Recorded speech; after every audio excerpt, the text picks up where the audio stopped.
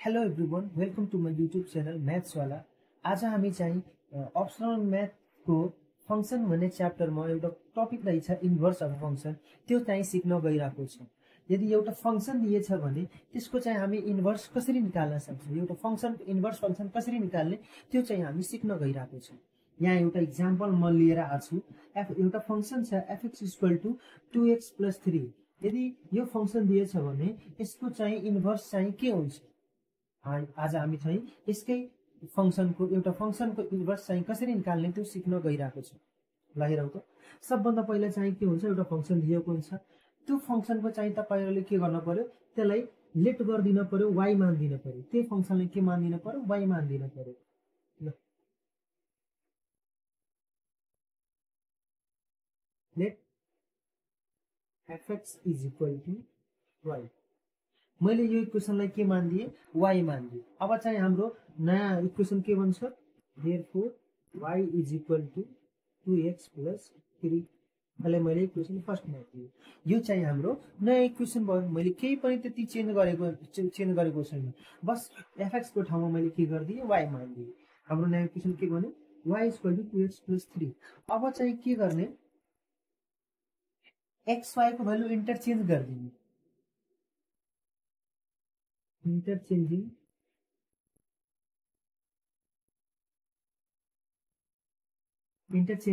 the place value of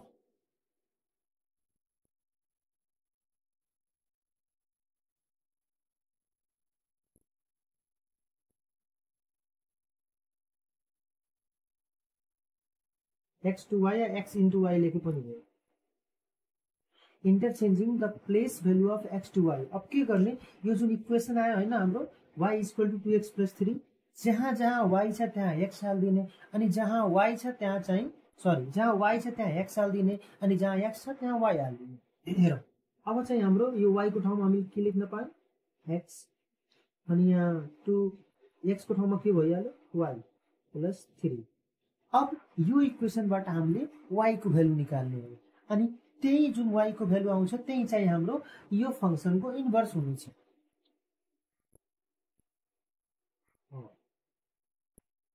3 लाई मैले यता पठाइदिएँ, x - 3 = 2 चाहिँ यहाँ मल्टिप्लाई, y सँग मल्टिप्लाई भइरहेछ, यता आएर डिभाइड,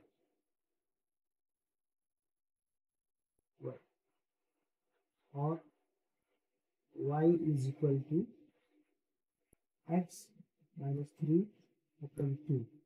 अब यही यो जुन y को भ्यालु आयो हैन, यही चाहिँ हाम्रो के हो, इन्भर्स हो। देयरफोर f इन्भर्स चाहिँ यसरी डिनोट गरिन्छ, तपाईहरुलाई थाहै होला, fx = x - 3/2। यही चाहिँ हाम्रो के हो, इन्भर्स हो। अब फेरि हेरौँ त एकचोटि।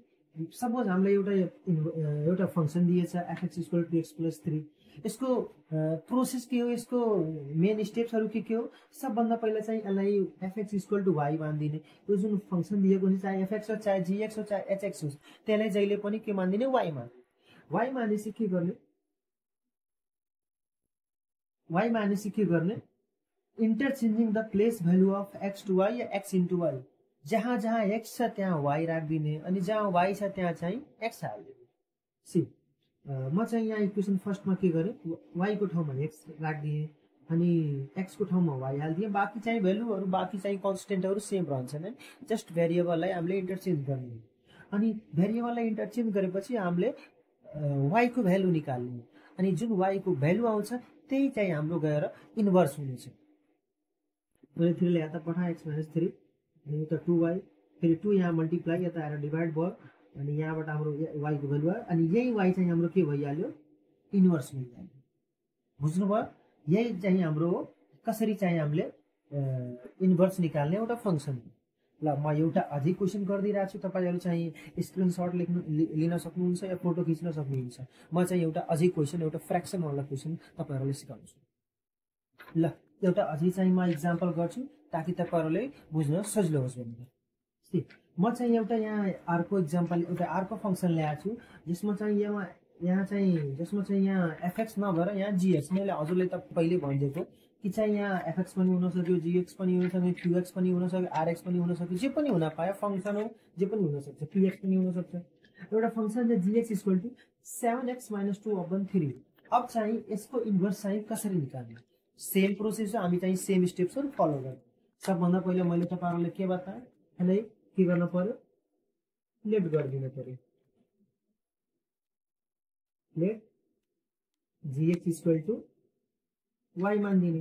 अब जीएक्स को ठाउँमा के लेख्ने, y, therefore y is equal to 7x - 2/3। यसलाई इक्वेसन मैले फर्स्ट मा दिए। अब के गरे, जीएक्स को ठाउँमा y मान दिने अनि हाम्रो नयाँ इक्वेसन तयार हुन्छ, y इक्वल टु बाकी सेम टु सेम लेख्ने। त्यसपछि मैले के सिकाएको थिएँ त्यो तपाईहरुलाई कि interchanging the place value of x into y, x to y। जहाँ जहाँ x छ त्यहाँ y लेखिदिने, जहाँ y छ त्यहाँ x लेखिदिने।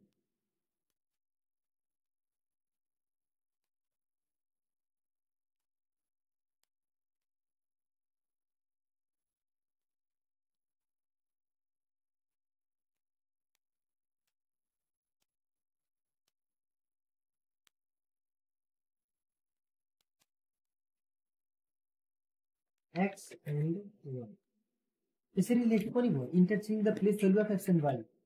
x y को भ्यालुहरु के गर्दिन, इन्टरचेन्ज गर्दिन। ल y को ठाउँमा के लेख्न पायो, अब x 7x को ठाउँमा y, बाकी कन्स्टेन्टहरु त्यस्तै रहन्छन्। अब यो इक्वेसनबाट के गर्न पर्यो, y को भ्यालु निकाल्दिने अनि y को भ्यालु निकालेपछि त्यही चाहिँ हाम्रो के हुन्छ, इन्भर्स हुन्छ। क्रस मल्टिप्लाई 3x 7y - 2 तो 2 लाई यता ल्याऊ,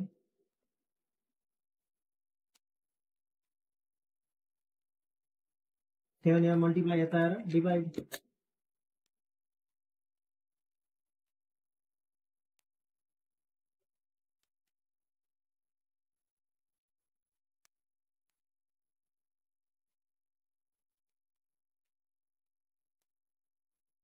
y को भ्यालु आयो हैन। अब यही चाहिँ हाम्रो के हुन्छ, फंक्सन हुन्छ। y को ठाउँमा देयरफोर के लेख्न सकिन्छ, हामीले fx लेख्न सकिन्छ अनि चाहिँ हाम्रो यही के हुन्छ, इन्भर्स हुन्छ।